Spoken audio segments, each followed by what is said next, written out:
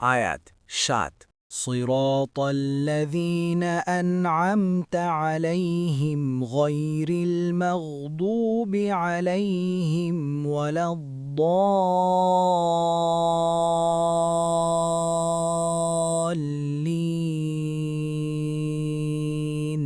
অনুবাদ তাদের পথ যাদেরকে আপনি নিয়ামত দিয়েছেন, যাদের উপর আপনার ক্রোধ আপতিত হয়নি এবং যারা পথভ্রষ্টও নয়। তাফসির ১ নং ফুটনোটের বিবরণ। এটা আল্লাহর নির্ধারিত সঠিক ও দৃঢ় পথের প্রথম পরিচয়। এর অর্থ এই যে আল্লাহর হতে যে পথ নাজিল হয়েছে তা অনুসরণ করলে আল্লাহর রহমত ও নিয়ামত লাভ করা যায়। দ্বিতীয়ত, তা এমন কোনো পথই নয় যাহা আজ সম্পূর্ণ নতুনভাবে পেশ করা হয়নি, বরং তা অতিশয় আদিম ও চিরন্তন পথ। মানুষের এই কল্যাণের পথ অত্যন্ত পুরাতন, ততখানি পুরাতন যতখানি পুরাতন হচ্ছে স্বয়ং মানুষ। প্রথম মানুষ হতেই এটা মানুষের সম্মুখে পেশ করা হয়েছে। অসংখ্য মানুষ এ পথ প্রচার করেছেন, কবুল করার আহ্বান জানিয়েছেন, এটা বাস্তবায়িত করার জন্য প্রাণপণ সংগ্রাম করেছেন এবং শেষ পর্যন্ত তারা আল্লাহর নিকট হতে অপূর্ব নিয়ামত ও সম্মান লাভের অধিকারী প্রমাণিত হয়েছেন। এই নিয়ামত এই দুনিয়ার জীবনেও তারা পেয়েছেন, আর আখেরাতেও তা তাদের জন্য নির্দিষ্ট হয়ে রয়েছে। মূলত আল্লাহর অনুগ্রহপ্রাপ্ত লোকের চলার পথ ও অনুসৃত জীবনই হচ্ছে বিশ্বমানবতার জন্য একমাত্র পথ ও পন্থা। এতদ্ব্যতীত মানুষের পক্ষে গ্রহণযোগ্য, অনুসরণীয় ও কল্যাণকর পথ আর কিছুই হতে পারে না। কিন্তু আল্লাহর অনুগ্রহপ্রাপ্ত লোক কারা এবং তাদের পথ বাস্তবিক পক্ষে কি, এর উত্তর অন্য আয়াতে এসেছে। যা করতে তাদেরকে উপদেশ দেওয়া হয়েছিল তারা তা করলে তাদের ভালো হতো এবং চিত্তস্থিরতায় তারা দৃঢ়তর হতো, এবং তখন আমি আমার কাছ হতে তাদেরকে নিশ্চয় মহা পুরস্কার প্রদান করতাম এবং তাদেরকে নিশ্চয় সরল পথে পরিচালিত করতাম। আর কেউ আল্লাহ এবং রাসূলের আনুগত্য করলে সে নবী, সত্যনিষ্ঠ, শহীদ ও সৎকর্মপরায়ণ যাদের প্রতি আল্লাহর অনুগ্রহ করেছেন তাদের সঙ্গী হবে, এবং তারা কত উত্তম সঙ্গী। এগুলো আল্লাহর অনুগ্রহ, সর্বজ্ঞ হিসেবে আল্লাহই যথেষ্ট। সূরা আন-নিসা ৬৬ থেকে ৭০ নং আয়াত। এই আয়াত থেকে সঠিক ও দৃঢ় জীবনপথ যে কোনটি, আর আল্লাহর অনুগ্রহপ্রাপ্ত লোকগণ কোন পথে চলেছেন ও চলে আল্লাহর অনুগ্রহ পাবার অধিকারী হয়েছেন তা সুস্পষ্ট ও বিস্তারিতভাবে জানা যায়। তারা হচ্ছেন আম্বিয়া, সিদ্দিক, শহীদ ও সালিহিন। ইবনে কাসির ২ নং ফুটনোটের বিবরণ।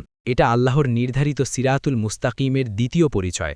আল্লাহ তাআলা যে পথ মানুষের সম্মুখে চিরন্তন কল্যাণ লাভের জন্য উপস্থাপিত করেছেন সে পথ অভিশাপের পথ নয়, এবং সে পথে যারা চলে তাদের ওপর কখনোই আল্লাহর অভিশাপ বর্ষিত হতে পারে না। সে পথ তো রহমতের পথ, বরং সে পথের পথিকদের ওপর দুনিয়াতে যেমন আল্লাহর অনুগ্রহ ও সাহায্য বর্ষিত হয়ে থাকে, আখেরাতেও তারা আল্লাহর চিরস্থায়ী সন্তোষ লাভের অধিকারী হবে। এই আয়াতংশের অপর একটি অনুবাদ হচ্ছে তাদের পথ নয় যাদের ওপর আল্লাহর অভিশাপ নাজিল হয়েছে।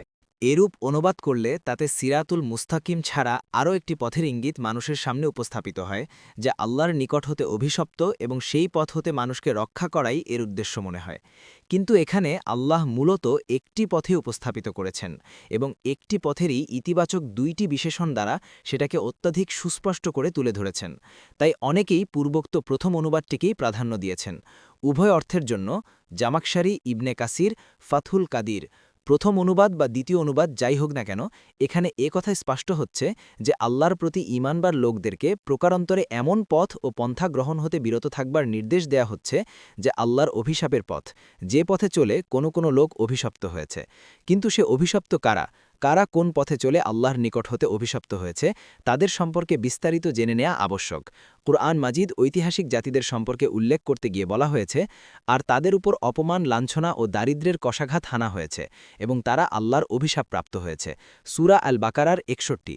পূর্বাপর আলোচনা করলে নিঃসন্দেহে এটা বুঝতে পারা যায় যে এ কথাটি ইয়াহুদীদের সম্পর্কে বলা হয়েছে।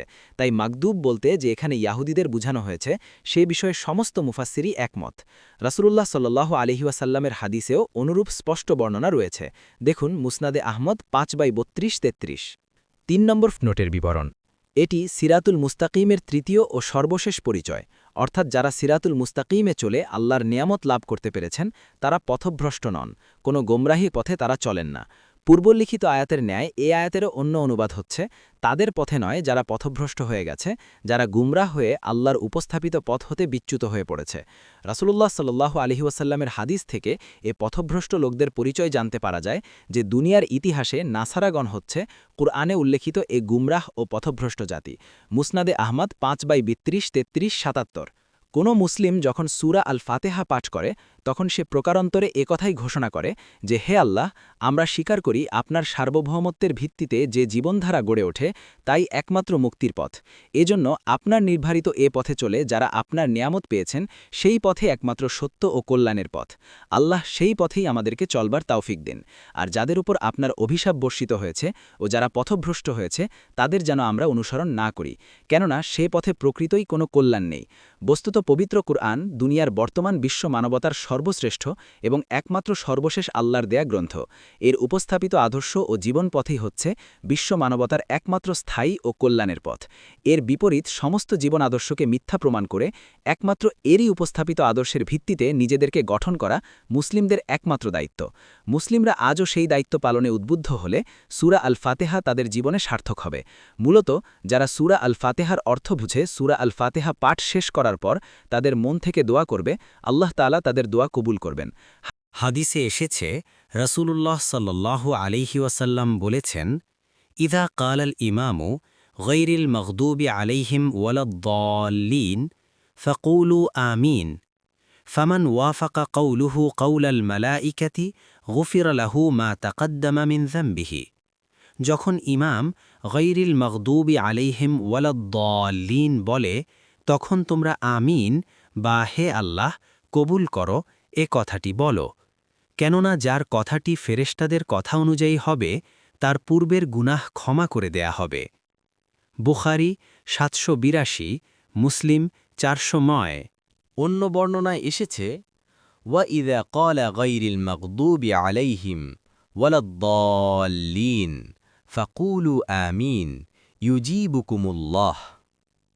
যখন ইমাম গায়রিল মাগদুবি আলাইহিম ওয়ালাদ-দাল্লিন বলে তখন তোমরা আমিন বা হে আল্লাহ কবুল করো এ কথাটি বলো।